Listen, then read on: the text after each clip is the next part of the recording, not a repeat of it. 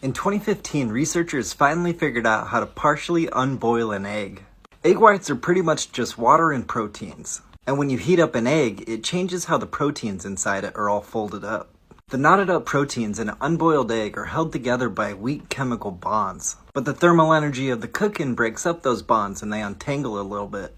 But then they start chaotically bumping into their neighbors and making new bonds. And all the proteins jumble into a more disordered felty mesh and it becomes a solid. So in order to undo the protein disorder and brought about by cooking, you gotta chop up the egg and put it in a solution of urea and water.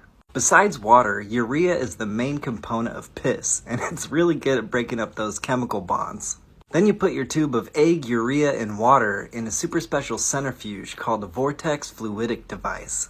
It spins so fast with so much force that the part of the solution near the wall of the glass tube spins faster than the part of the solution near the center of the glass tube.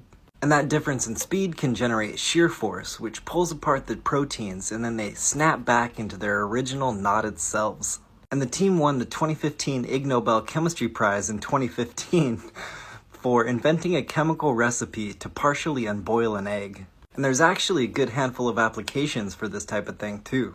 Like pharmaceuticals made with proteins also get tangled up, and classical methods of untangling them are expensive and time-consuming.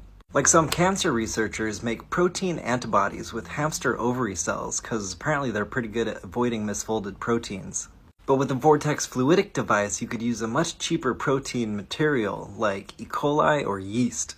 And the whole process only takes like 10 minutes. I've even heard of ideas being spun up like untangling carbon nanotubes for use in solar panels to make them cheaper and more efficient.